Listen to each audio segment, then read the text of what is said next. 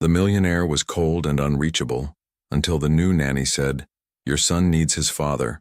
She knew this interview would be different the moment she stepped into the marble foyer. Eleanor Scott adjusted the strap of her worn leather purse and glanced around the sprawling Manhattan penthouse. Floor-to-ceiling windows offered a breathtaking view of Central Park, while expensive artwork lined the pristine white walls. Everything screamed wealth and perfection. Everything except the small red sneaker abandoned near the elevator. A child lived here. A child who left his shoes wherever he pleased. "Ms. Scott?" A sharp voice cut through her observations. Eleanor turned to find a stern-faced woman in her 50s dressed in an immaculate gray suit. Her hair was pulled back so tightly it seemed to stretch her features. "I'm Mrs. Caldwell, the house manager. Mr. Hale is waiting in his office."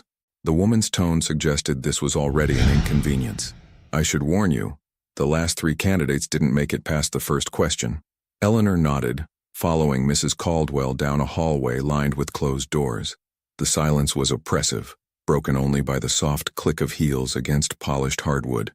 No laughter, no children's voices, no life. They stopped before a heavy oak door. Mrs. Caldwell knocked twice, then pushed it open without waiting for a response. "Sir, the final candidate is here." The office was a monument to success.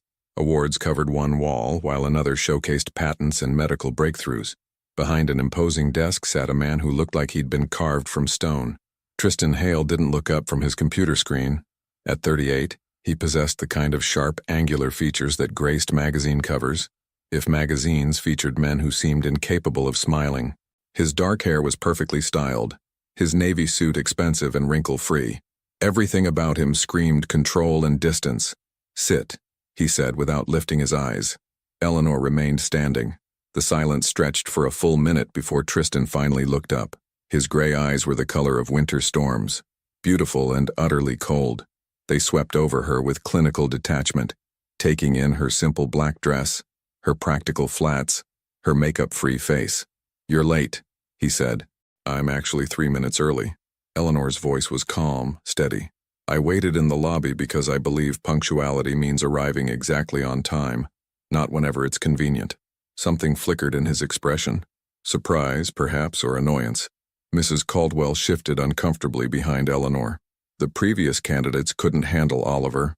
Tristan leaned back in his chair, his gaze never leaving Eleanor's face.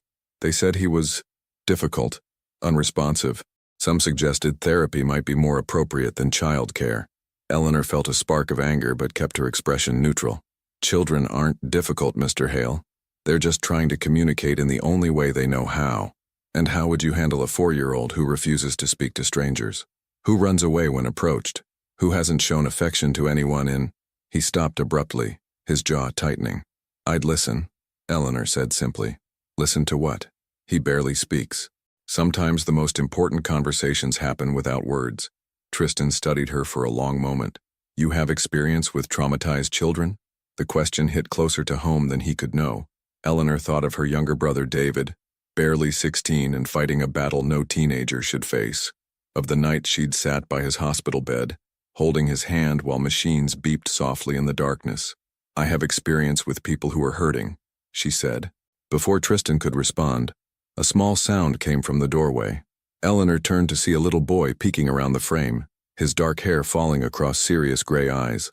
Eyes that were unmistakably his father's, yet somehow softer. He wore dinosaur pajamas despite it being 3 in the afternoon, and his small fingers clutched a worn stuffed elephant. This was Oliver. The boy took one look at the adults and started to retreat. But Eleanor did something that surprised everyone, including herself. She sat down on the floor, cross-legged, making herself smaller, less threatening. "I like your elephant," she said quietly, not looking directly at Oliver but speaking into the space between them. "What's his name?" Oliver froze at the doorway. His eyes darted to his father, who had gone completely still, then back to Eleanor. For a moment, the only sound was the distant hum of traffic far below.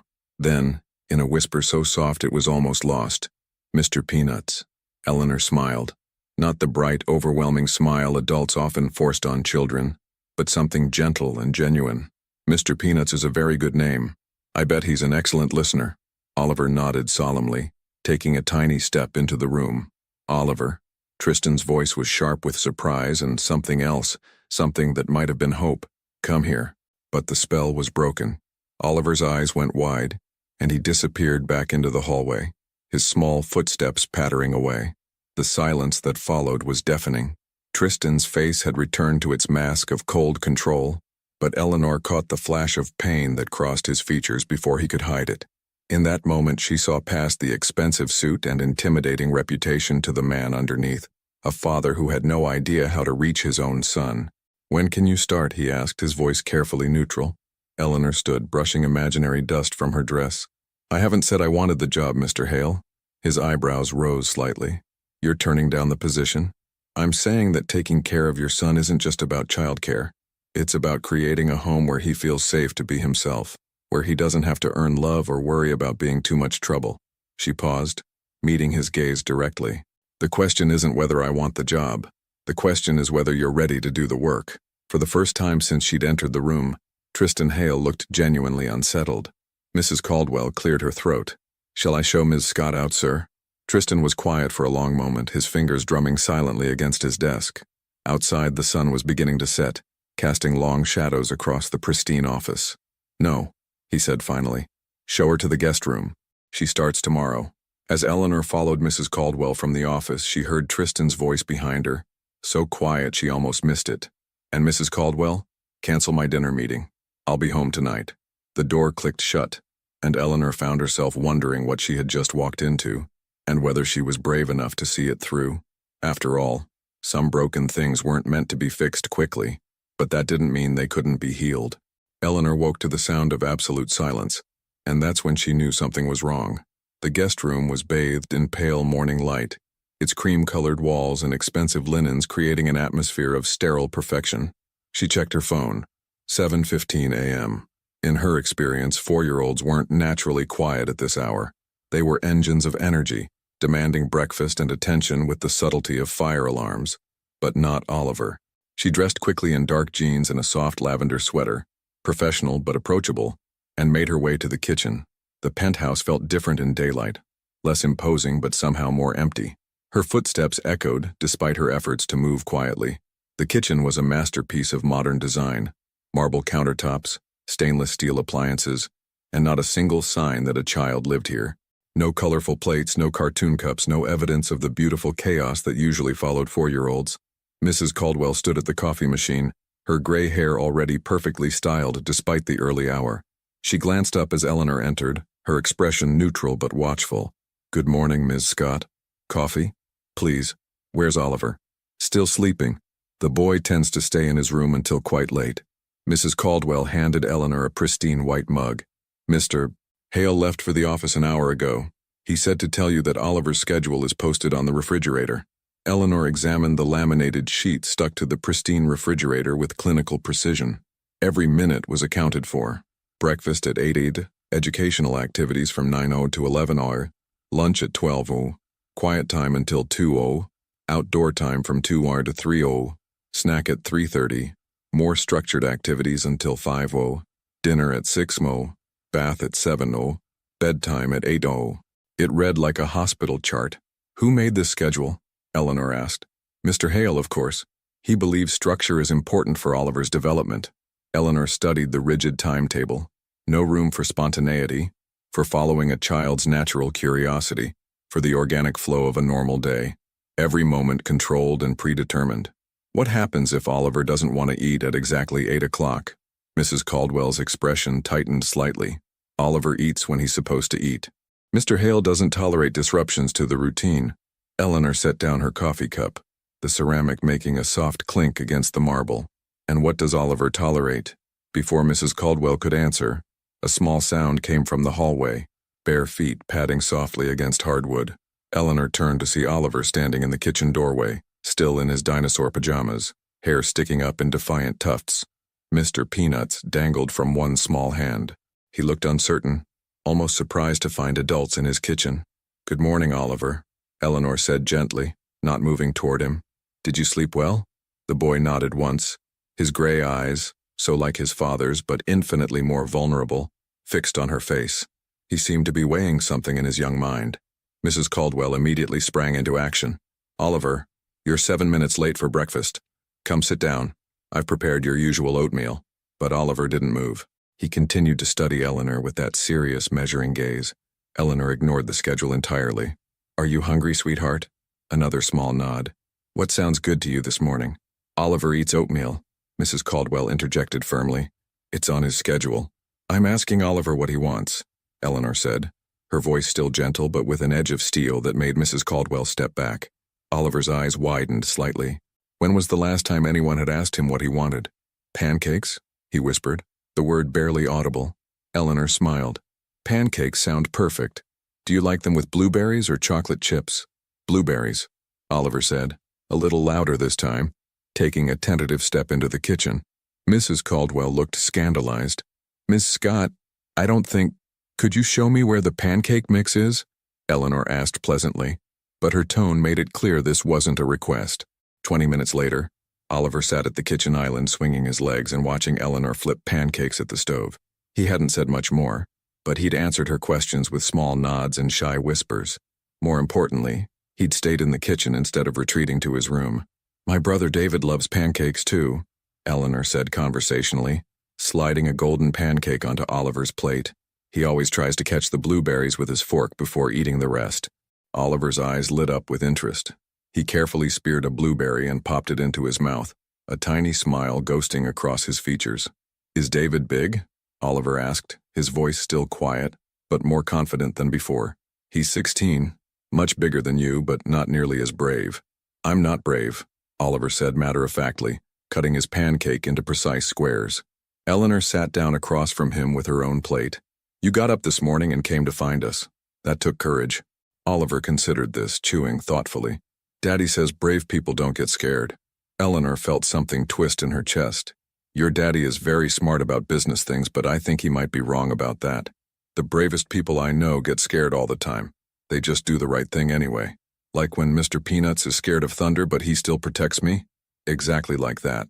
They ate in comfortable silence for a few minutes. Eleanor watched as Oliver carefully finished every bite, even using his napkin without being reminded. He was a thoughtful child, precise in his movements, old beyond his years. "Miss Scott?"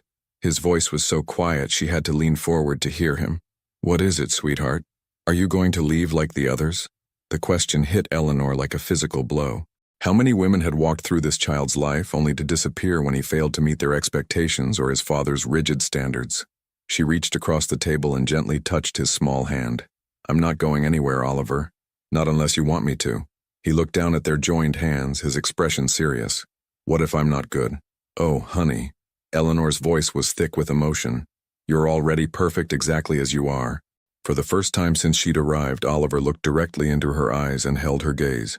In that moment, Eleanor saw past his careful reserve to the lonely little boy underneath, a child who'd learned to tiptoe through his own life, afraid of being too much trouble. The kitchen door swung open and Mrs. Caldwell reappeared, clearly agitated. "Miss Scott, Mr. Hale is on line 1. He's asking about Oliver's breakfast schedule." Eleanor squeezed Oliver's hand once more before releasing it. "Tell Mr. Hale that Oliver ate a healthy breakfast and that we're about to start our morning activity. But the schedule will be adjusted to fit Oliver's needs, not the other way around." Eleanor stood, clearing their plates. "Isn't that right, Oliver?" Oliver nodded solemnly, but Eleanor caught the spark of something new in his eyes. Hope. The call came at exactly 11:47 a.m., interrupting what Eleanor had quietly decided was the most important conversation of the day. She and Oliver were sitting on the living room floor, surrounded by his extensive collection of toy dinosaurs. For the past hour, he'd been telling her elaborate stories about each one, their names, their favorite foods, their secret fears. His voice was still soft, but it carried an animation she hadn't seen before. "And this one is Reginald," Oliver said, holding up a small triceratops. "He's scared of the dark, but he pretends he's not, because he doesn't want the other dinosaurs to worry." Eleanor's heart clenched at the obvious parallel. That sounds like a heavy responsibility for Reginald. "Sometimes grown-ups have to pretend too," Oliver said matter-of-factly, arranging Reginald next to a fierce-looking T-Rex. "So kids don't get sad." Before Eleanor could respond to this devastating observation, the sharp ring of the house phone cut through their quiet world. Mrs. Caldwell appeared instantly, as if she'd been hovering just out of sight. "Miss Scott, Mr. Hale is calling." Eleanor glanced at Oliver, who had immediately gone still. his small hands frozen over his dinosaurs. The change in him was instant and heartbreaking, from animated child to watchful statue in seconds. "Tell him I'll call him back," Eleanor said. Mrs. Caldwell's eyebrows shot up. "He specifically asked to speak with you now. He's between meetings. Then he can wait until after this meeting," Eleanor replied calmly, turning back to Oliver. "Now tell me more about this T-Rex. What's his story?" The phone continued ringing. Mrs. Caldwell stood there, clearly torn between following Eleanor's instructions and defying her employer. Finally, she answered with obvious reluctance. "Mr. Hale, I'm sorry, but Ms. Scott is currently engaged with Oliver and asked to call you back." A pause. "Yes, sir. I'll let her know it's urgent." Eleanor could hear Tristan's voice through the receiver, sharp and clearly displeased, though she couldn't make out the words. Mrs. Caldwell hung up looking pale. "He said to tell you that educational time should have started 20 minutes ago, and that dinosaurs are not on the approved activity list." Oliver's face fell. He began carefully putting his dinosaurs back in their box, his movements mechanical and resigned. "Oliver, wait," Eleanor said gently. "What do you think dinosaurs can teach us?" The boy paused. A small brontosaurus clutched in his hand. That big things can be gentle?" "That's right. And what else? That some of them traveled in families to stay safe?" "Exactly. Sounds pretty educational to me." Eleanor smiled at him. "Mrs. Caldwell, please tell Mr. Hale that we're conducting a comprehensive study of prehistoric life, focusing on social structures, adaptive behaviors, and protective instincts. Very educational." Mrs. Caldwell looked like she might faint. "Ms. Scott, I don't think—" "Also tell him that Oliver has been speaking more in the past 2 hours than he apparently has in weeks. I'd say our educational approach is working perfectly." Oliver stared at Eleanor with something approaching awe. When was the last time an adult had defended his choices? When had anyone stood up to his father on his behalf? The phone rang again. This time, Eleanor answered it herself. "Good morning, Mr. Hale. What exactly do you think you're doing?" Tristan's voice was cold enough to frost the windows. "I left specific instructions about Oliver's schedule. Educational activities were supposed to begin at 9.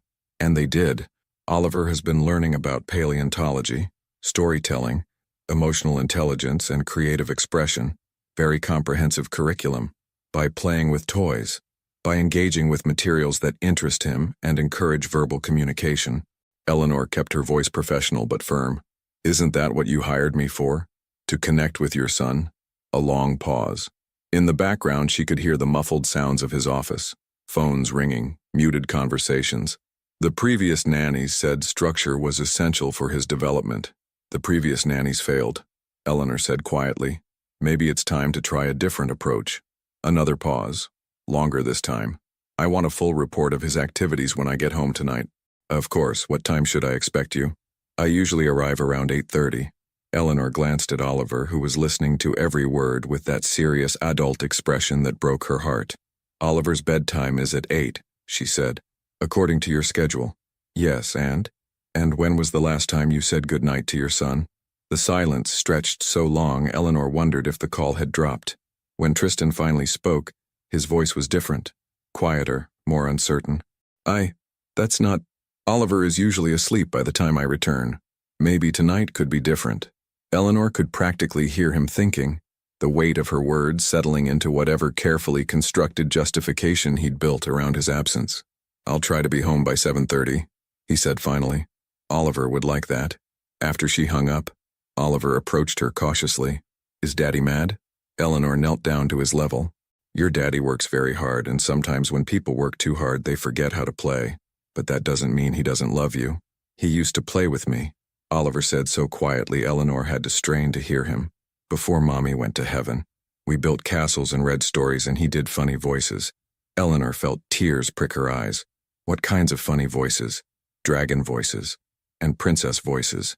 And once he pretended to be a very silly elephant who forgot how to trumpet. For the first time Oliver giggled, a small rusty sound as if he'd forgotten how. "That sounds wonderful. Maybe we could remind him how fun it is to make silly voices." Oliver's expression grew hopeful, then worried. What if he doesn't remember how? Eleanor pulled him into a gentle hug, feeling his small body relax against hers. "Then we'll teach him. Sometimes grown-ups need help remembering how to be happy." As they spent the afternoon together, reading stories, building elaborate dinosaur habitats, and sharing a lunch of grilled cheese cut into fun shapes. Eleanor watched Oliver slowly unfold like a flower reaching towards sunlight. He asked questions, made jokes, even attempted a very serious elephant trumpet that sent them both into fits of laughter. By evening, Eleanor had compiled a mental report that had nothing to do with educational benchmarks and everything to do with the miracle of watching a child remember how to be a child. At 7:20, she heard the private elevator ascending. Oliver had been watching the clock for the past hour, growing more anxious as 7:30 approached. Now he stood frozen in the living room, clutching Mr. Peanuts, his earlier joy replaced by nervous anticipation. "Remember," Eleanor whispered, "you don't have to perform for anyone. Just be yourself." The elevator doors opened, and Tristan Hale stepped into his home 24 minutes earlier than usual, carrying a briefcase and wearing the same expression of controlled distance Eleanor remembered from their interview. But when he saw Oliver standing there waiting for him, something flickered across his features. "Hello, Oliver." "Hi, Daddy." Oliver's voice was barely audible. Father and son stood looking at each other across an expanse of marble floor that might as well have been an ocean. Neither seemed to know how to bridge the gap, until Eleanor did something that would change everything. She stepped aside and let them figure it out themselves. The silence stretched for 15 heartbeats.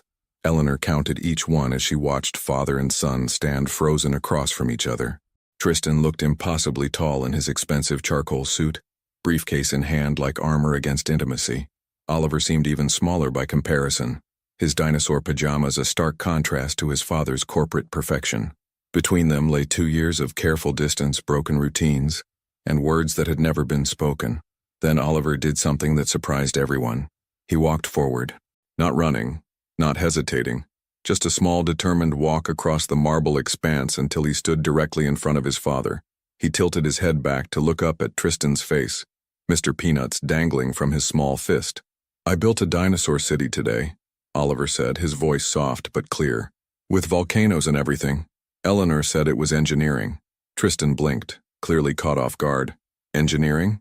"Yeah, because I had to figure out how to make the bridge strong enough for the heavy dinosaurs but not too heavy for the flying ones to land on." Oliver's words came faster now, animated by the memory.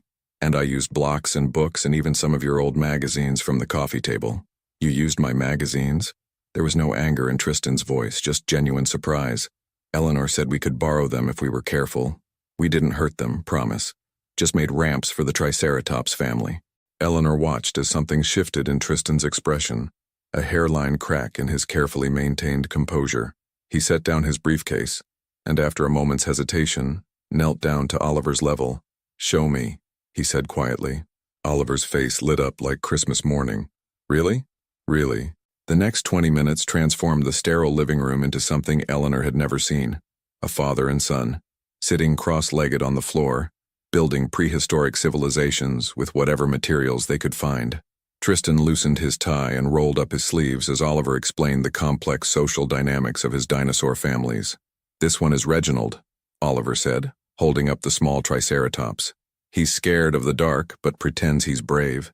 Tristan took the dinosaur gently, examining it with the same attention he probably gave million-dollar contracts. That must be difficult for him. "Eleanor says the bravest people get scared but do things anyway." Tristan's eyes flicked to Eleanor, who was trying to make herself invisible in the kitchen doorway. "Eleanor said that?" "Uh-huh. Like when Mr. Peanuts gets scared of thunder but he still protects me." Oliver paused, studying his father's face with that serious expression that seemed far too old for four. "Are you scared sometimes, Daddy?" The question hung in the air like a challenge. Eleanor held her breath, watching as Tristan struggled with an honesty he probably hadn't accessed in years. "Yes," he said finally, his voice barely above a whisper. "I get scared sometimes." "Of what?" Tristan was quiet for so long Eleanor thought he might not answer. When he spoke, his words were careful, measured. "Of not being good enough, of making mistakes that hurt people I care about." Oliver nodded solemnly, as if this made perfect sense.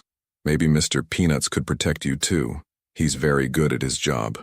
And then, to Eleanor's amazement, Tristan smiled. Not the polite, corporate smile she'd seen in his business photos, but something real and unguarded, the smile of a father remembering what it felt like to see the world through his child's eyes. "I would be honored to have Mr. Peanut's protection," Tristan said. accepting the stuffed elephant Oliver solemnly handed him. They played until well past 8 o'clock, past bedtime, past dinner, past every carefully scheduled moment on the refrigerator chart. Eleanor eventually brought them sandwiches, which they ate sitting on the floor, surrounded by their elaborate dinosaur civilization. It wasn't until Oliver yawned widely, leaning against his father's shoulder, that reality crept back in. "Someone needs a bath," Tristan said softly, smoothing Oliver's hair. "Will you read to me?" Oliver asked, his voice sleepy but hopeful.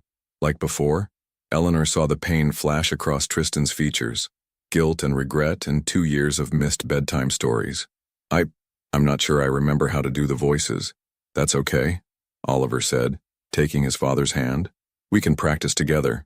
As they headed toward Oliver's room, Eleanor began cleaning up the living room, carefully packing away dinosaurs and stacking magazines.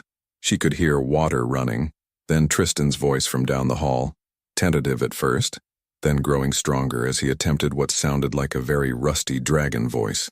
Oliver's giggle drifted through the penthouse like music. 20 minutes later, Tristan appeared in the kitchen doorway. His hair was slightly damp, his shirt wrinkled, and his tie hung loose around his neck. He looked more human than Eleanor had ever seen him. "He's asleep," Tristan said quietly. He asked me to leave his door open.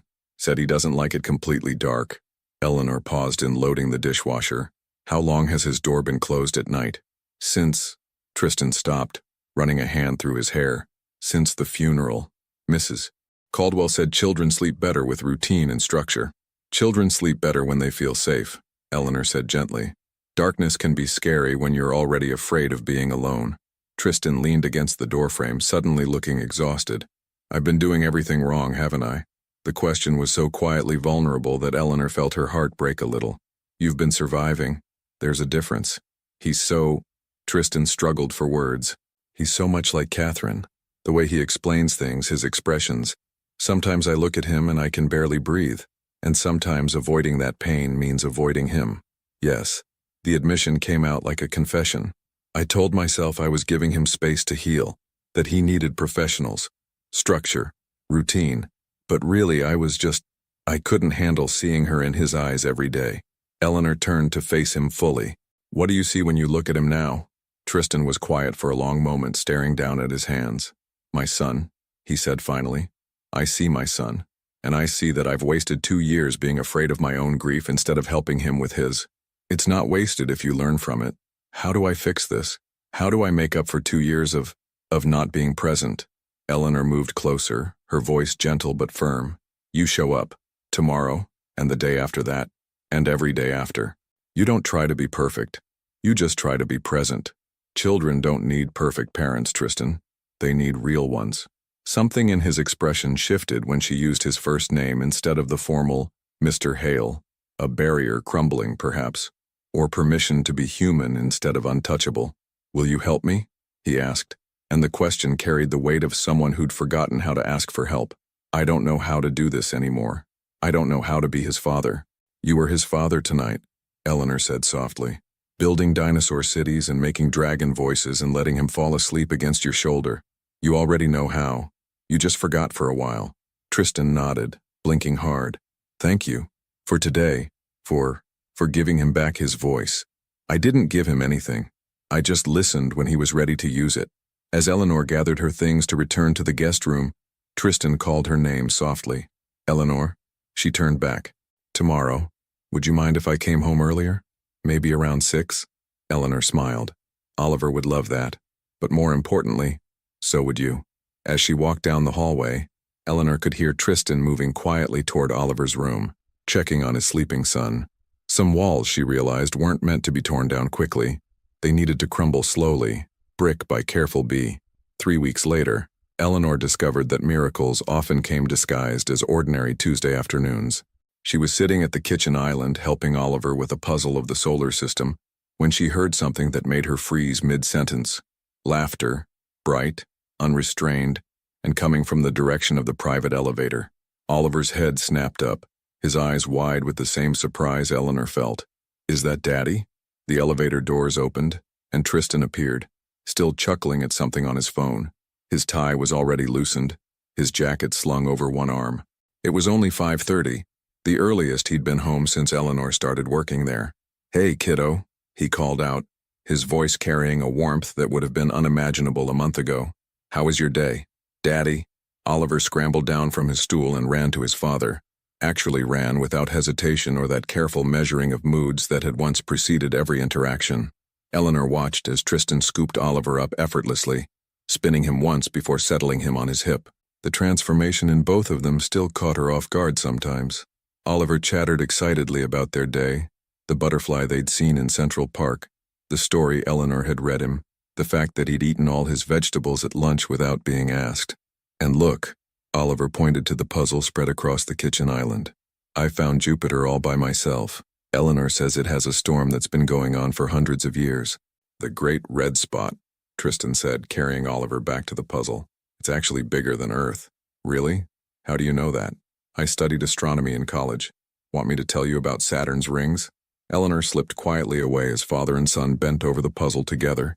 Tristan's voice animated as he explained planetary orbits and gravitational pulls in terms a 4-year-old could understand.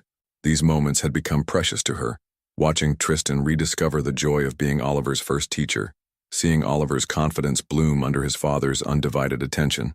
Her phone buzzed with a text from her brother David. "Chemo went well today. Feeling optimistic. How's the job?" Eleanor smiled, typing back, "Life-changing. For all of us." It was true. Working for the Hales had become more than just a job. It had become a lesson in the healing power of presence, of showing up even when it felt impossible. "Eleanor," Oliver's voice called from the kitchen. "Come see what Daddy showed me." She returned to find them huddled over Tristan's laptop, a NASA website displaying images of Jupiter's swirling storms. Oliver was practically vibrating with excitement. "Did you know Jupiter protects Earth from asteroids?" Oliver announced importantly. "It's like a big brother planet." "That's incredible," Eleanor said, catching Tristan's eye over Oliver's head. The pride in his expression was unmistakable, not just pride in his son's curiosity, but in his own ability to nurture it. "We were thinking," Tristan said, his tone carefully casual, "maybe this weekend we could visit the planetarium, if you'd like to join us." Eleanor felt something flutter in her chest. Dangerous territory. The line between employee and family had been blurring for weeks now, and moments like this made it even harder to maintain professional distance. "I'd love to," she said, then quickly added, "Oliver would really enjoy that." "We both would," Tristan said quietly, and something in his voice made Eleanor look away. Over dinner, which Tristan now ate with them every night, Oliver entertained them with elaborate stories about his dinosaur friends and their space adventures. He'd started creating these fantastical tales recently, his imagination flowering under the safety of their attention. "And then Reginald flew his spaceship to Jupiter to help with the big storm," Oliver said, gesturing dramatically with his fork. "Because even though he's scared of the dark, space isn't really dark. It's full of stars." "That's very wise of Reginald," Eleanor said. "Eleanor says everyone needs help sometimes, even brave space dinosaurs." Tristan glanced at Eleanor. "Eleanor says a lot of smart things." There it was again. That tone, that look that suggested their relationship had shifted into something neither of them had planned for. Eleanor focused on cutting Oliver's chicken, trying to ignore the way her pulse quickened. After dinner, Tristan announced it was bath time, something that had become his responsibility, a ritual he seemed to treasure. As they headed upstairs, Oliver turned back to Eleanor. "Will you read with us tonight?" It had become their routine. Tristan would handle bath time while Eleanor tidied up. Then they'd all pile onto Oliver's bed for stories. These were Eleanor's favorite moments, sitting beside Tristan in the dim lamplight while Oliver nestled between them, his small voice joining in on familiar parts of beloved books. Tonight, Oliver chose a story about a lost whale finding his family. As Tristan read in his improving character voices, Eleanor noticed Oliver's eyelids growing heavy. The boy was fighting sleep, reluctant to let go of these perfect moments. "I don't want today to be over," Oliver mumbled against his father's shoulder. "Tomorrow will be good too," Tristan promised softly. "And the day after that. Will Eleanor still be here tomorrow?" "I'm not going anywhere, sweetheart," Eleanor assured him, smoothing his hair. "Promise?" The word hung in the air, weighted with a 4-year-old's fear of abandonment and the memory of too many people who'd disappeared from his life. "I promise," Eleanor said, meaning it more than any promise she'd ever made. Oliver smiled sleepily. "Good, 'cause we're a family now." The innocent words hit both adults like a thunderbolt. Eleanor felt her breath catch while Tristan's hand stilled on the book's pages. They looked at each other over Oliver's head, a moment of recognition passing between them, of how completely their lives had become intertwined, of how natural this felt despite how complicated it was. "Yes," Tristan said quietly, his eyes never leaving Eleanor's face. "We are." After Oliver fell asleep, they found themselves in the kitchen, ostensibly cleaning up, but really just reluctant to end the day. Eleanor washed dishes while Tristan put away toys, their movements synchronized from weeks of shared routine. "He's different," Tristan said suddenly. "Oliver, he's himself again, the boy he was before he lost his mother," Eleanor finished gently. "I thought that version of him was gone forever. I thought grief had changed him permanently." Eleanor dried her hands, turning to face him. "Grief did change him. It changed both of you. But that doesn't mean the joy was gone. It was just buried under too much sadness and silence." Tristan leaned against the counter, studying her face. "How did you know? How did you know exactly what he needed?" "Because I know what it feels like to be scared and trying to be brave for everyone else," Eleanor said honestly. "I know what it's like to have people give up on you because you're not healing fast enough or in the right way. Your brother," Eleanor nodded. "When David was first diagnosed, everyone had opinions about how he should handle it. Be positive, fight harder, smile more. No one wanted to just sit with him in the hard moments. And that's what you did for Oliver. Sat with him. I sat with both of you." The silence that followed was charged with unspoken truths. They were standing closer now, close enough that Eleanor could see the flecks of silver in Tristan's gray eyes, close enough to notice that he was looking at her mouth. "Eleanor," he said softly. The kitchen timer chose that moment to beep. Eleanor had set it to remind herself to call David. The sound broke the spell, sending them stepping apart like teenagers caught by parents. "I should?" Eleanor gestured vaguely toward her phone. "Of course. Family first." But as she headed to her room to call her brother, Eleanor couldn't shake the feeling that the definition of family was becoming more complicated by the day. And for the first time in years, complicated felt like exactly where she wanted to be. Rick, until love could finally find its way through. Eleanor knew she was in trouble the moment she woke up thinking about Tristan's smile. Not his polite corporate smile, or even the gentle one he reserved for Oliver. The private smile he'd given her last night in the kitchen, the one that made her forget she was supposed to be his employee, not the woman sharing quiet moments with him after their son fell asleep. Their son. She caught herself thinking it again, and pressed her palms against her eyes. This was exactly the kind of thinking that could destroy everything she'd helped build. The sound of muffled voices from the kitchen drew her from her spiraling thoughts. She dressed quickly and padded down the hallway, pausing when she heard an unfamiliar voice. Crisp, professional, and distinctly disapproving. "Completely inappropriate, Tristan. The board is already questioning your judgment after the Meridian deal. You can't afford another scandal." Eleanor froze. Through the partially open kitchen door, she could see a woman in an expensive navy suit, her platinum blonde hair pulled into a severe chignon. She held herself with the kind of authority that came from years of commanding boardrooms. "There's no scandal, Victoria." Tristan's voice was tight with barely contained irritation. "Eleanor is Oliver's nanny. Nothing more." Eleanor's heart sank even as she told herself this was exactly what she should want to hear. "Please, I've seen the way you look at her. The way she looks at you. Mrs. Caldwell told me you've been coming home early, eating dinner with them every night, playing house like some suburban fantasy. Mrs. Caldwell needs to remember her place. As do you." Victoria's voice sharpened. "You're worth $3 billion, Tristan. You don't date the help." Eleanor felt the words hit her like a physical slap. The help. Is that really how she looked to the outside world? To people in Tristan's circle?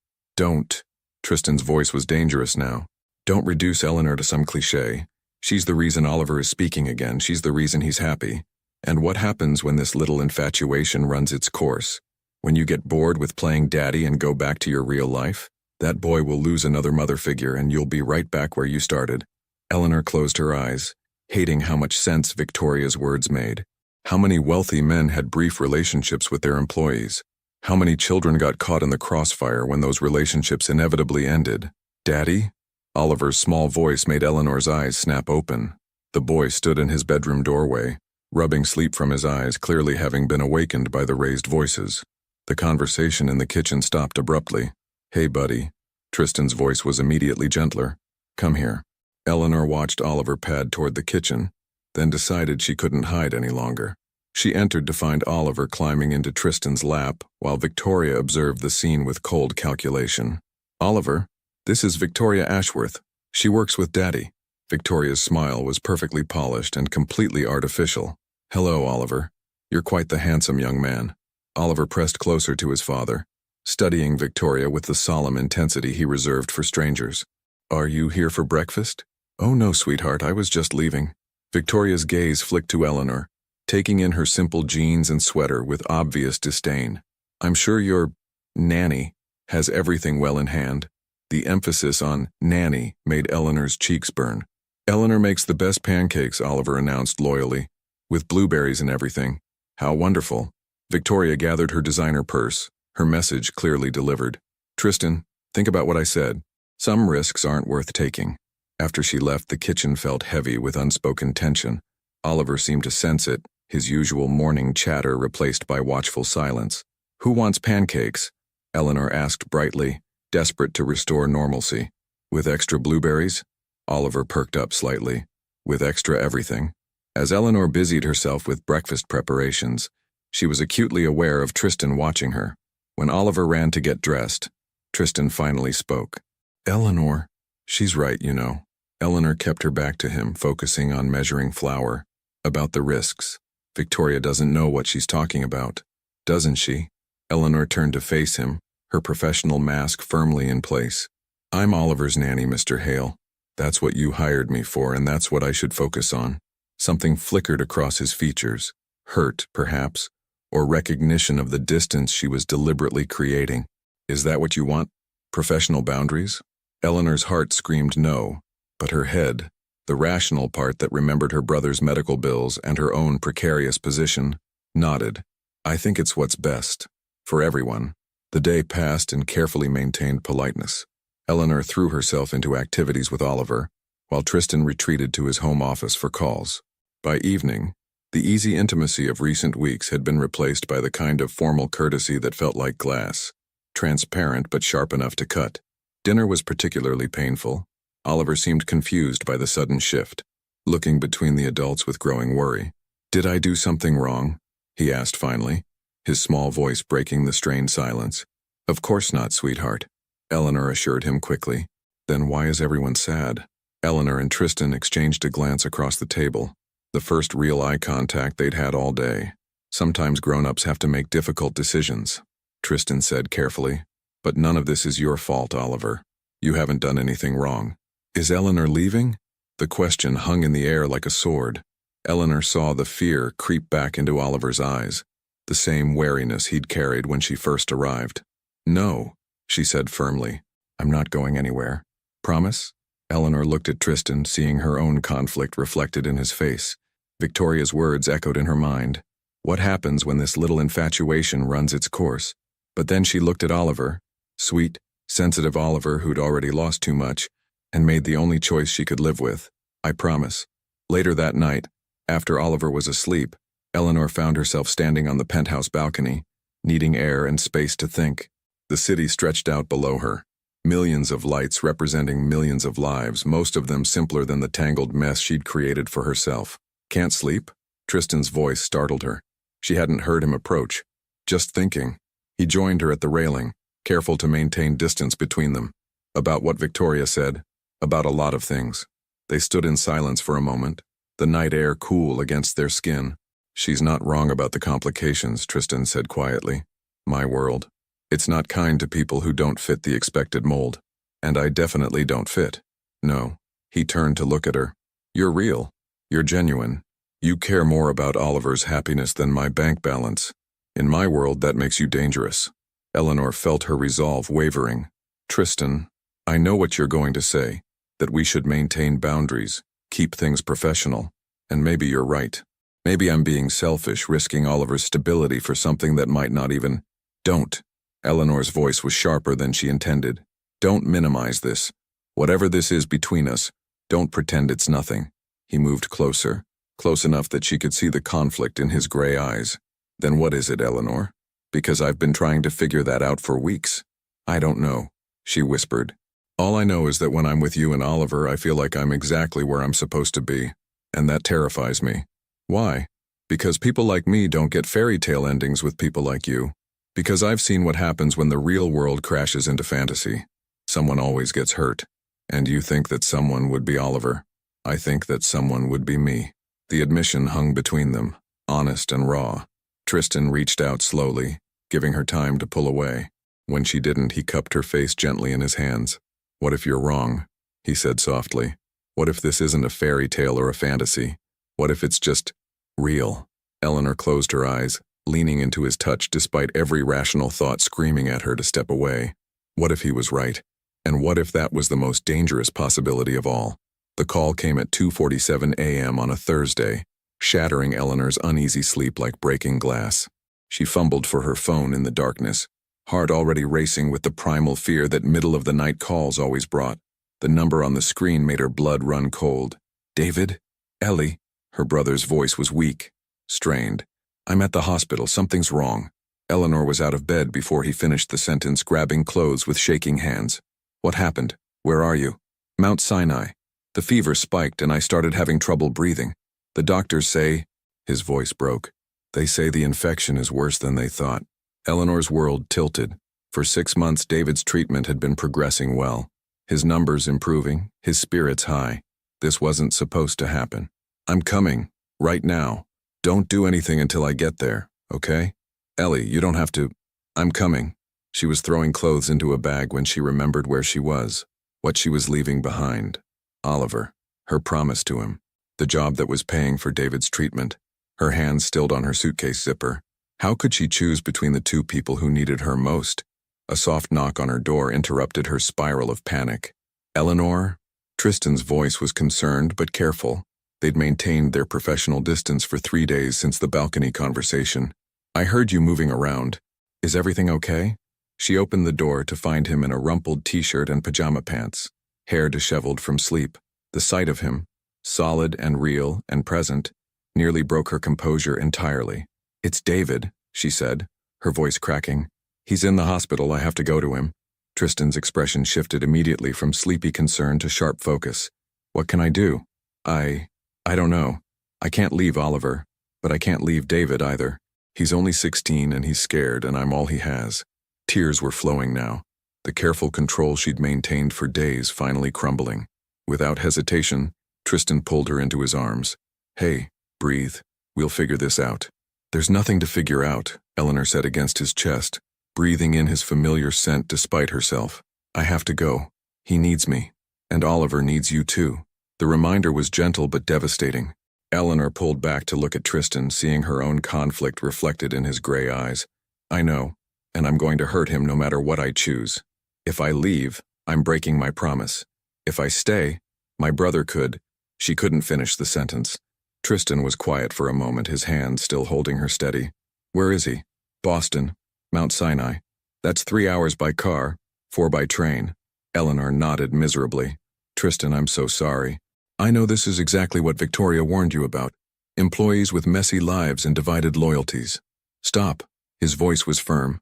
"This isn't about Victoria or job performance. This is about family." He paused, studying her face. "Pack whatever you need. I'll arrange for a car. You don't understand. I might have to stay for weeks.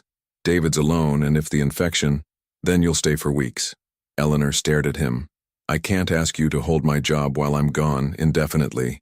That's not fair to you or Oliver. You're not asking, I'm offering." Tristan's hands framed her face gently. "Eleanor, your brother is sick.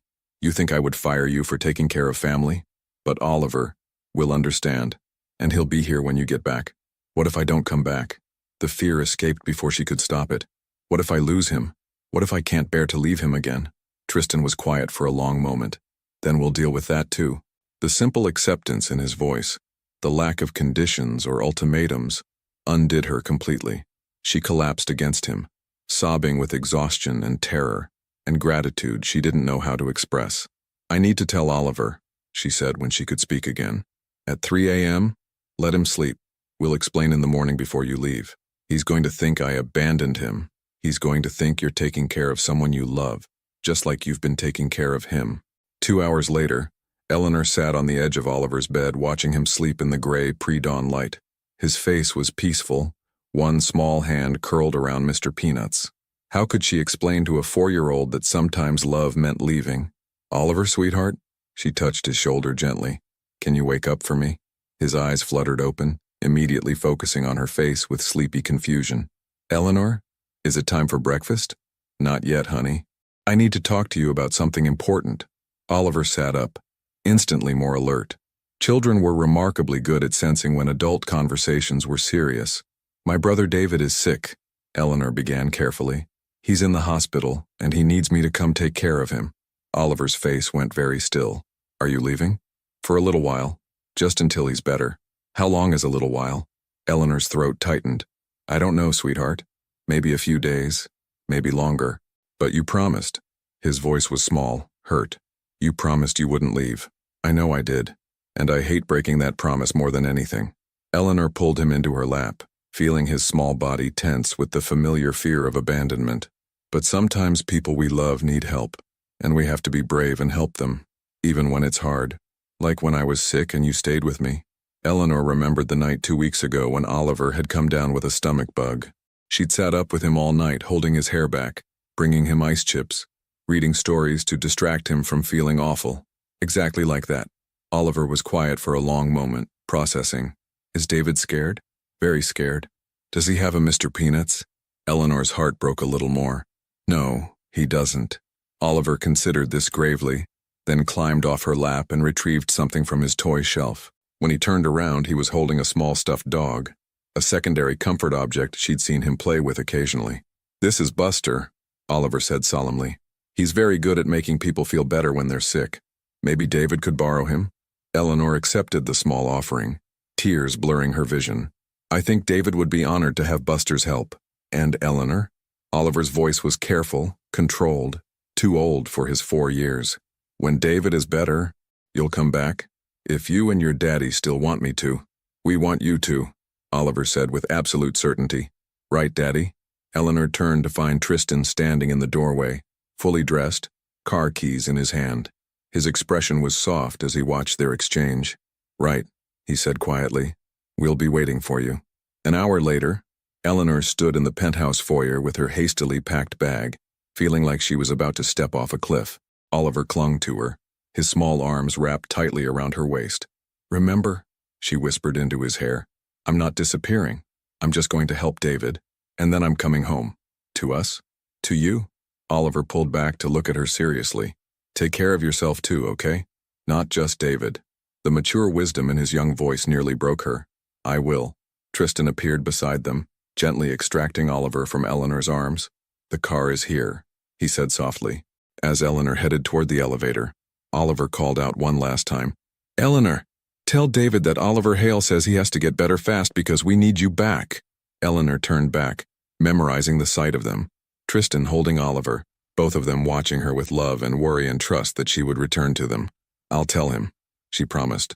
As the elevator doors closed, Eleanor pressed Buster against her chest and prayed that some promises were stronger than distance, stronger than fear, stronger than the voice in her head that whispered this might be goodbye. Eleanor spent the first week living on hospital coffee and terror, watching machines monitor her brother's labored breathing, while fighting the urge to call New York every hour. David's condition had stabilized, but barely.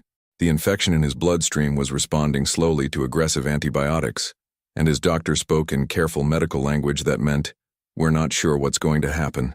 On day 6, as Eleanor dozed in the uncomfortable chair beside his bed, David's weak voice pulled her from exhausted sleep. "You look terrible." Eleanor opened her eyes to find her brother watching her with the same green eyes they shared, though his were sunken with illness and fatigue. "You should see yourself," she managed, relief flooding through her. He'd been unconscious or delirious for most of the week.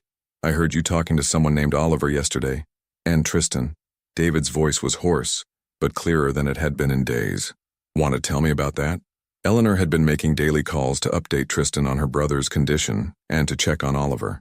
She'd tried to keep the conversations brief and professional, but apparently her sleeping brother had heard more than she realized. "They're the family I work for." "Uh-huh." David studied her with the unsettling perceptiveness that illness sometimes brought. And this Tristan guy who's been calling the hospital directly to check on my treatment and somehow got me moved to a private room? Eleanor's head snapped up. What? The nurse mentioned it yesterday. Apparently someone's been handling my medical bills too. Someone with a lot of influence and deep pockets. David's weak smile held too much understanding. So either you're sleeping with a billionaire, or you found something more dangerous than money.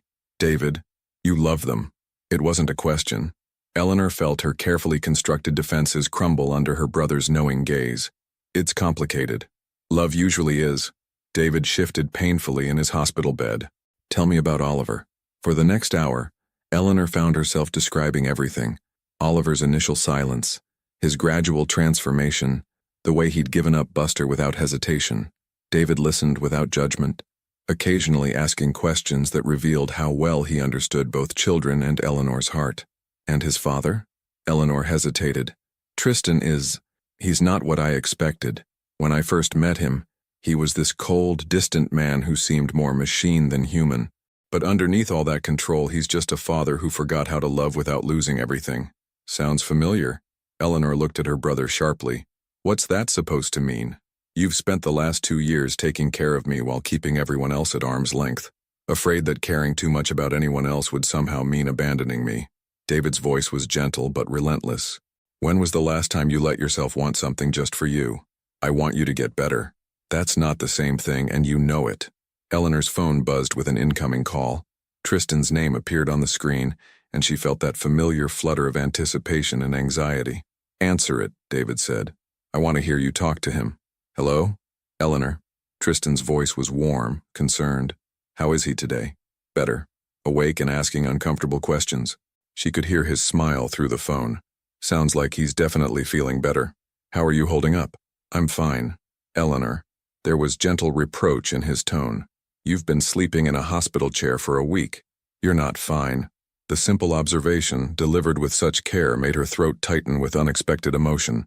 How's Oliver? She asked, deflecting. Missing you. He's been carrying that photo you took of him feeding the ducks in Central Park. Shows it to everyone who'll listen, telling them about his Eleanor. His Eleanor. The possessive made her heart ache with longing and fear in equal measure. Has he been eating? Eventually, with significant negotiation and bribery involving extra bedtime stories. Eleanor could picture it. Oliver's stubborn streak, Tristan's patient persistence, both of them navigating this new dynamic without her there to mediate. And you? How are you managing? A pause. I miss you too.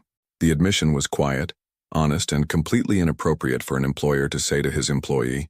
It was also exactly what Eleanor needed to hear.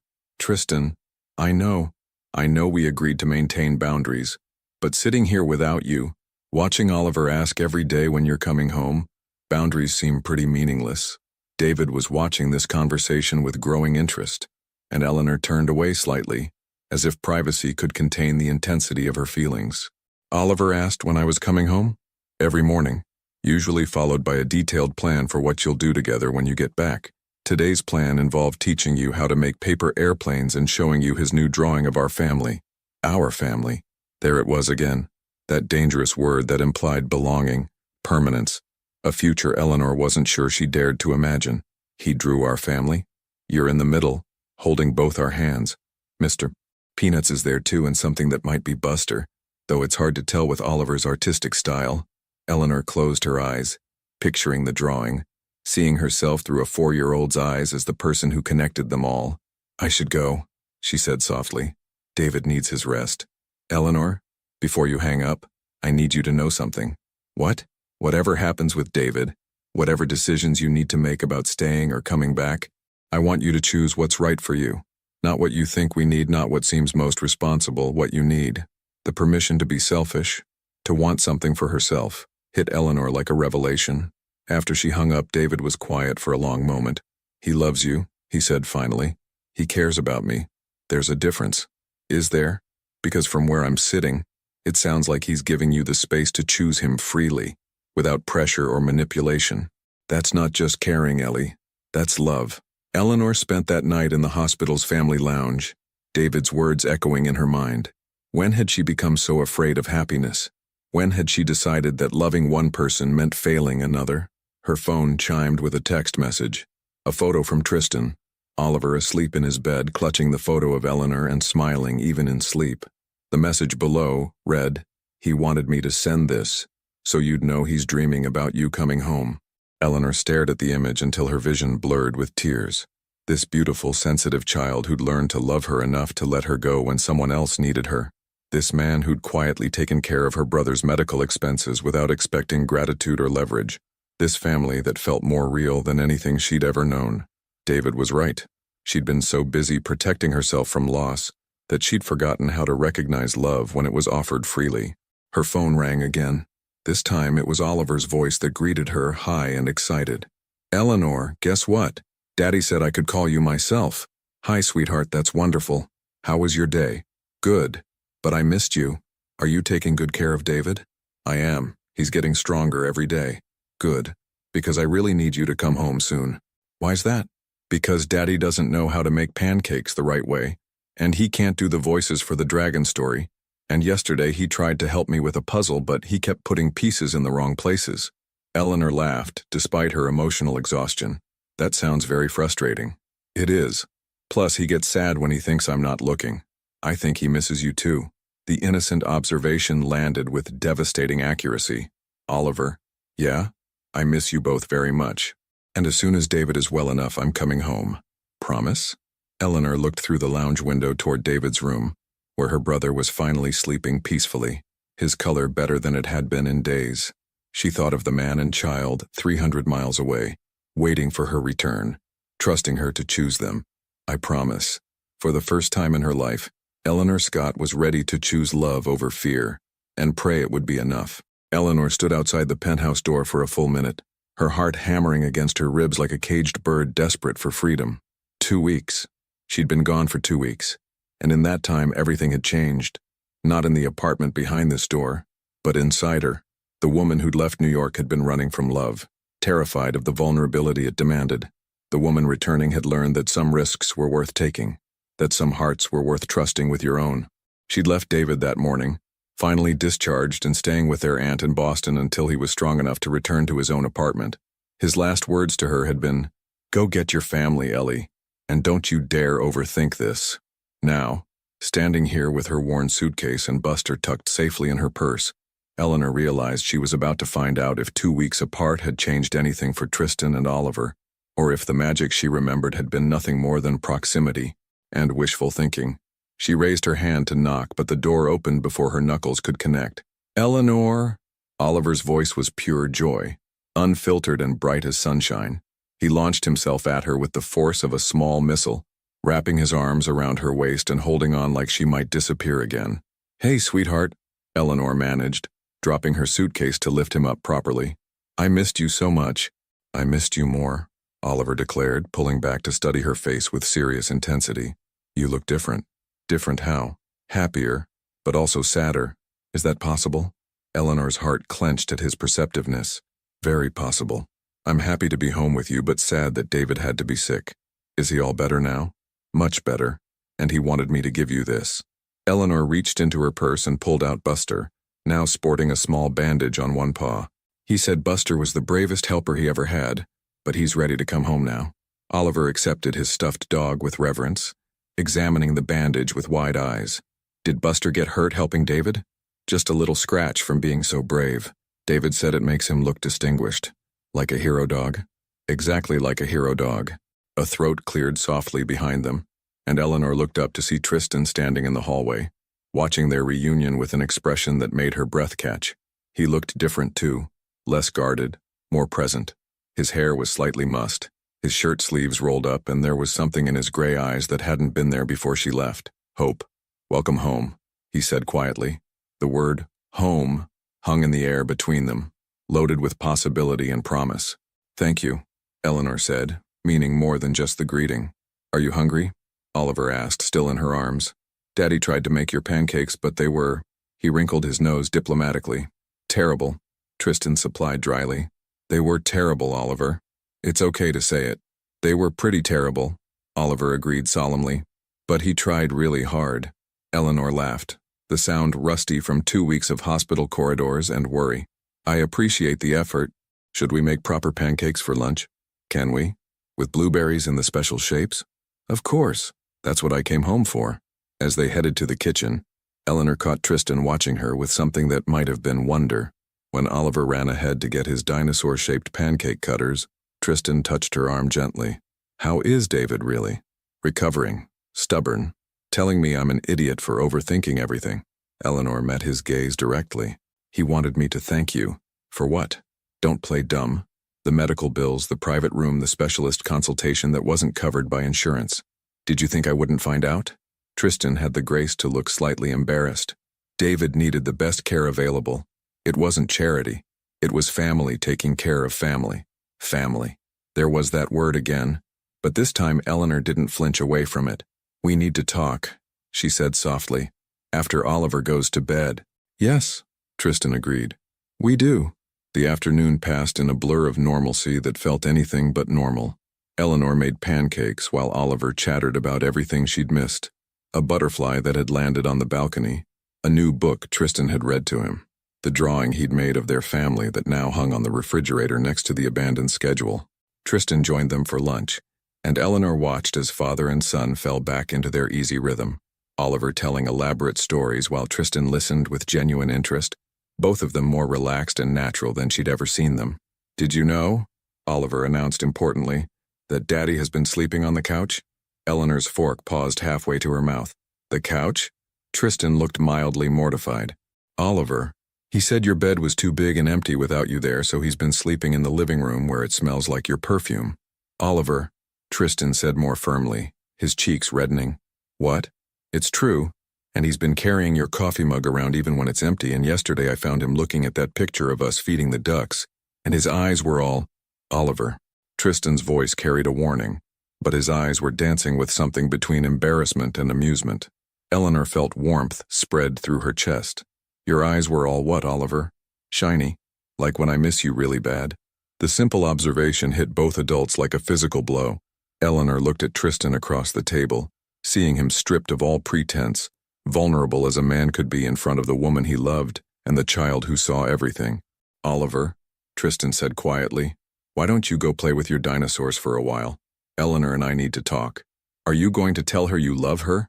The question dropped into the silence like a stone into still water, creating ripples that seemed to expand forever. Oliver, because you do. I can tell, and she loves you too. It's really obvious. Eleanor stared at this wise, wonderful child who saw the world with such clarity that adults spent years trying to rediscover. How do you know that? She asked gently. Because when you talk to each other on the phone, you both get the same smile. And because you came back even though you were scared to. And because love is what makes people take care of each other. And you take care of us and we take care of you. Oliver shrugged as if this was the most obvious thing in the world. That's what families do. Eleanor felt tears spill over, touched by this child's understanding of love as action, as presence, as the choice to show up even when it was frightening. Yes, she said softly, looking directly at Tristan. I do love him. Very much. Tristan's breath caught, his eyes widening with surprise and something deeper. Relief, perhaps, or recognition. And yes, Tristan said, his voice rough with emotion. I love her too, more than I thought I could love anyone again. Oliver beamed as if he'd personally orchestrated this revelation. Good. Now can we be a real family? Like, officially?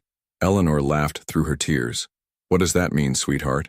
It means Eleanor gets to stay forever, and Daddy doesn't have to sleep on the couch anymore, and we can all have the same last name and maybe get a dog to keep Buster company. That's a very comprehensive plan, Tristan said solemnly, but I think Eleanor and I need to discuss the details. Okay, but hurry up, I want to show Eleanor the fort we built in my room while she was gone. And Daddy, you should probably kiss her now. That's what people do in movies when they say they love each other. With that pronouncement, Oliver skipped out of the kitchen, leaving his parents, because that's what they were now, Eleanor realized. A family in every way that mattered, staring at each other across a table scattered with the remnants of a perfect lunch. Out of the mouths of babes, Tristan said softly. Eleanor stood up slowly, her heart full to bursting. He's right, you know, about the kissing part. Tristan rose to meet her, crossing the small distance between them with the careful movements of a man handling something precious. Are you sure? He asked, his hands framing her face. Once we do this, there's no going back to professional boundaries. Eleanor smiled, covering his hands with hers. I'm counting on it. When their lips finally met, it felt like coming home and starting a new adventure all at once. Exactly the way love was supposed to feel. 3 weeks after Eleanor's return, their carefully constructed happiness shattered with a single phone call. Eleanor was in the kitchen preparing Oliver's afternoon snack when Tristan's phone rang. She watched his expression change from relaxed contentment to sharp concern as he answered. "What do you mean, emergency board meeting?" Oliver looked up from his coloring book, sensitive to the shift in atmosphere the way children always were. Eleanor moved closer to Tristan, close enough to hear Victoria Ashworth's crisp voice through the speaker. "The Hartford acquisition fell through. The investors are panicking and someone leaked photos of you playing house with the nanny. The board wants answers, Tristan. Today." Eleanor felt the blood drain from her face. Photos. Someone had been watching them, documenting their private moments, their walks in Central Park. Tristan carrying Oliver on his shoulders while Eleanor laughed beside them, the three of them looking for all the world like an ordinary family. "What kind of photos?" Tristan's voice was carefully controlled, but Eleanor could see the tension in his shoulders. "The kind that make it look like you've lost focus on what matters. Business, Tristan. The company that bears your name and employs 12,000 people." Victoria's tone sharpened. "The board is calling for a vote of no confidence. They think you've become a liability." Tristan closed his eyes briefly. "When is the meeting?" 1 hour. And Tristan, come alone. Don't bring your domestic complications." The line went dead. In the silence that followed, Eleanor could hear her own heartbeat, Oliver's crayon scratching against paper, the distant hum of traffic far below. Normal sounds that felt surreal in the face of what was happening. "Daddy?" Oliver's small voice cut through the tension. "Are you okay?" Tristan knelt down beside his son, forcing a smile that didn't reach his eyes. "Everything's fine, buddy. Daddy just has to go to work for a while. But you promised we'd build the space station today." "We will. When I get back." Oliver studied his father's face with that unsettling perceptiveness. "Are you lying to me?" The question hit like a physical blow. Eleanor watched Tristan struggle with the choice between comforting falsehood and difficult truth. "I don't know," he admitted quietly. "Some things are happening at work that might change things." "What kind of things?" Eleanor couldn't stand it anymore. She sat down at the table, pulling Oliver onto her lap. "Some people think your daddy spends too much time with us and not enough time at his office. But that's stupid," Oliver said with 4-year-old logic. "Families are supposed to spend time together." "Yes, they are," Eleanor agreed, her voice thick with emotion. "But sometimes the world makes it complicated." After Tristan left for his meeting, Eleanor tried to maintain normalcy for Oliver's sake. They colored, read stories, built elaborate block towers, but her mind was racing, imagining boardrooms full of men in expensive suits, deciding whether their love was worth Tristan's career. When Oliver napped, Eleanor found herself standing in Tristan's office, staring at the awards and patents that represented decades of brilliant work. How could she have been so naive? How could she have thought their fairy tale could exist without consequences? Her phone buzzed with a text from David. "Saw the news online. You okay?" Eleanor stared at the message, realizing that their private life was now public entertainment. She Googled Tristan's name and felt sick at what she found. Headlines speculating about his mystery woman, photos of them captioned with phrases like "billionaire's midlife crisis" and "nanny seduction." The comments were worse. Hundreds of strangers dissecting her appearance, her motives, her worthiness. Gold digger, social climber, home wrecker. Even though Tristan had been widowed for years, this was the world Tristan lived in. The world she'd pulled him and Oliver into by refusing to maintain proper boundaries. When Tristan returned 3 hours later, his face was gray with exhaustion and something deeper, defeat. "How bad?" Eleanor asked quietly. "Bad." He loosened his tie, moving like a man who'd aged years in a single afternoon. "They want me to step down as CEO, take a consulting role, let someone else run the company I built." "What did you tell them?" "That I needed time to consider their proposal." Eleanor felt the walls closing in. "And if you don't step down, they'll force me out anyway." The Hartford deal was crucial, and without it, Tristan sank into a chair, running his hands through his hair. "I've lost their confidence. They think I'm distracted, unfocused. They're not entirely wrong. So you choose the company." The words came out flat, matter of fact, but they cut through the room like a blade. Tristan looked up sharply. "What?" "You choose the company. It's what you should do." What you have to do. You can't throw away everything you've built for— Eleanor gestured helplessly. For this. For us, you mean. For a fairy tale that was never sustainable anyway. Tristan stood slowly, his gray eyes searching her face. Is that what you think this is? A fairy tale? Eleanor forced herself to meet his gaze, to be strong enough to do what needed to be done. Look at the facts, Tristan. You're worth billions. I'm a nanny with a sick brother and no college degree. The world sees exactly what Victoria warned you they'd see. A gold digger who seduced her way into your life. I don't give a damn what the world sees. But you should. Eleanor's voice cracked with emotion. You have responsibilities to your company, to your employees, to Oliver's future. You can't sacrifice all of that for me. Watch me. The quiet intensity in his voice stopped her cold. You think I care more about a boardroom full of men in suits than I do about you? About Oliver? About the family we've built together? I think you're not seeing clearly because you're in love, Eleanor said desperately. But love isn't enough when the cost is everything else that matters. You're everything that matters. The simple declaration broke her heart and her resolve in equal measure. Oliver needs stability, she whispered. He needs to know his father isn't going to lose everything because he chose love over responsibility. Oliver needs to see his father fight for what matters most. They stared at each other across the space of the living room, both of them breathing hard, both of them knowing that the next few minutes would determine the rest of their lives. What if they're right? Eleanor asked. What if I am a distraction? What if loving me costs you everything? Tristan crossed the distance between them in 3 quick strides, taking her face in his hands with gentle urgency. Then let it cost me everything, he said fiercely. Do you know what my life was before you walked into it? Empty, successful, profitable, impressive, and completely empty. I had a company worth billions and a son who barely spoke to me. I had everything the world said I should want and none of what I actually needed. Tristan, no, listen to me. The night Catherine died, I promised myself I would never risk that kind of pain again. Never love someone so much that losing them would destroy me. And for 2 years I kept that promise. I built walls, maintained distance, convinced myself that success was enough. His thumbs brushed away tears she didn't realize were falling. Then you came into our lives and reminded me what it felt like to be human again. To be a father, a man, someone worth loving. You think I would trade that for a company? But your legacy, my legacy is in that little boy sleeping down the hall.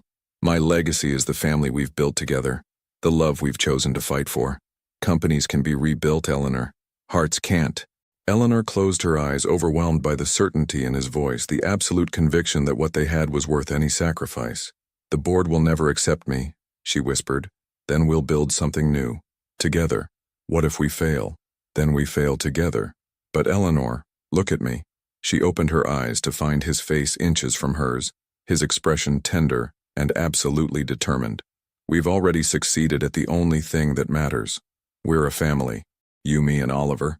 We're a family. Everything else is just details. The truth of his words settled into her bones, warm and certain and unshakable. I love you, she said, the admission feeling like both surrender and victory. I love you too. And tomorrow I'm going to walk into that boardroom and tell them exactly that. As Tristan pulled her into his arms, Eleanor realized that some choices weren't really choices at all. They were simply the courage to claim what had always been yours. New beginnings. 2 years later, Eleanor woke to the sound of quiet laughter drifting through the farmhouse windows, followed by the distinctive thud of a soccer ball hitting the side of the house. She smiled without opening her eyes, recognizing the voices immediately. Tristan's deep chuckle mixing with Oliver's delighted giggle and a third voice that made her heart swell with happiness.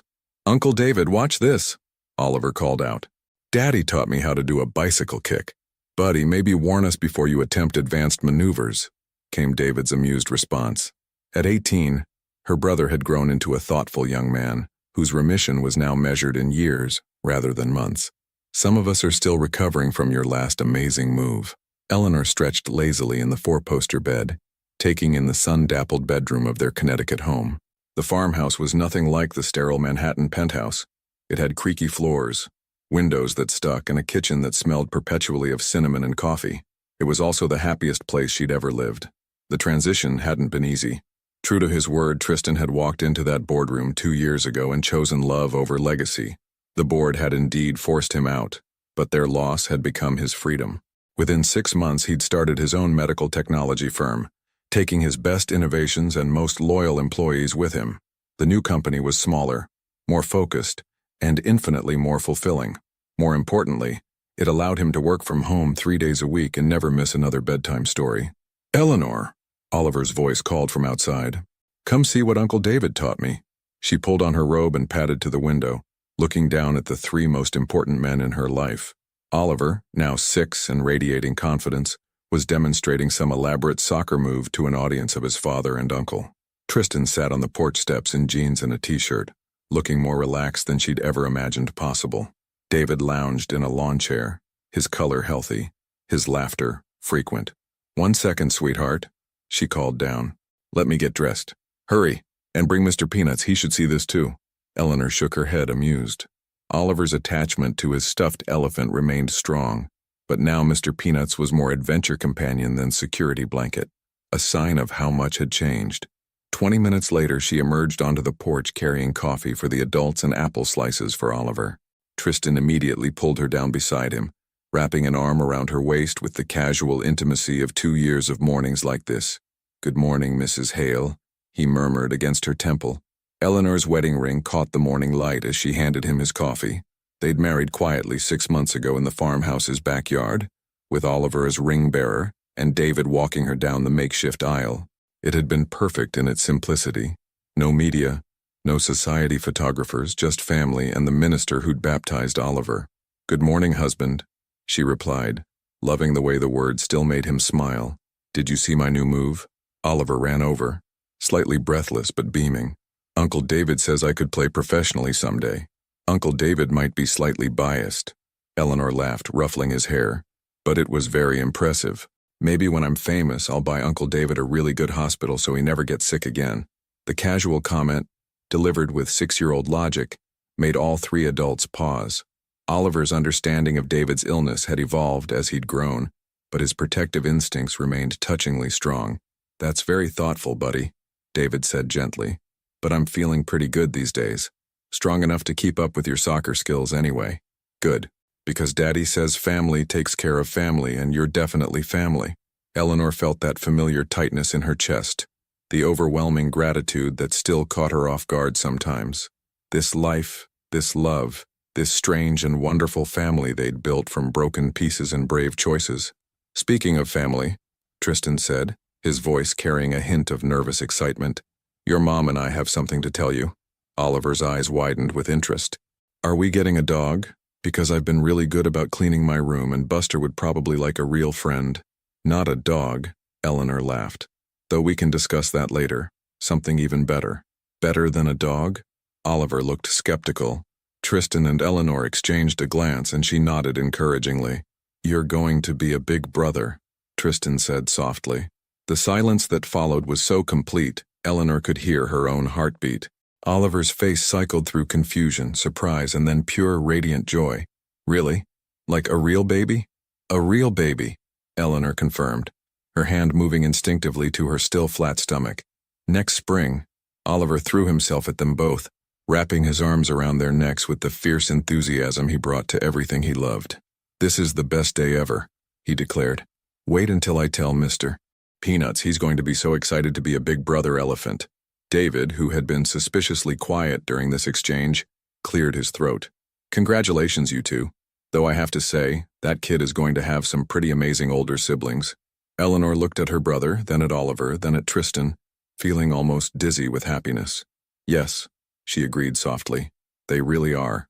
Later that afternoon, as Oliver napped and David drove into town for groceries, Eleanor and Tristan sat on the porch swing, watching the sun begin its descent toward the horizon. "Do you ever regret it?" Eleanor asked, the question that sometimes surfaced in quiet moments like this. "Walking away from everything you'd built?" Tristan was quiet for a moment, his hand finding hers and linking their fingers together.